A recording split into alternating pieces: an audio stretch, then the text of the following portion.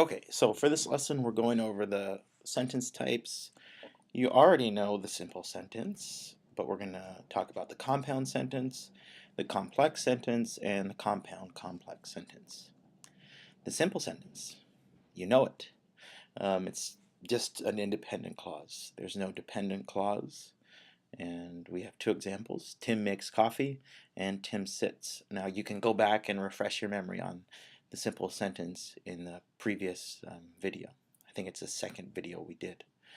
For the compound sentence, it's going to be two independent clauses, no dependent clause, and here's an example. Tim makes coffee and he drinks it. You can choose to have a semicolon instead of a comma and a conjunction. So it could be Tim makes coffee, semicolon, he drinks it. I would suggest avoiding the semicolon unless it's absolutely necessary. But one thing that you absolutely cannot do is you cannot use a comma to separate two independent clauses. That's called a comma splice. For the complex sentence, it's an independent clause and a dependent clause.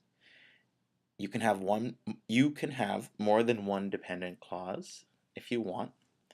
Here's an example of a complex sentence. Tim makes coffee because he is tired.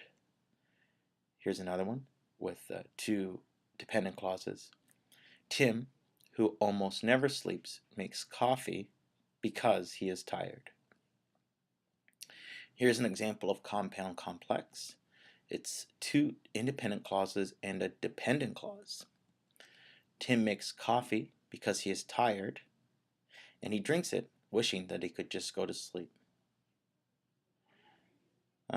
So our activity is to write 4 sentences, one simple, one complex, one compound complex.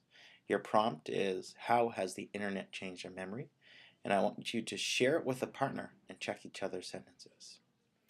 Okay, now the prompt is connected to your integrated skills class, so that might be helpful for you to remember as well. That's it for today's video.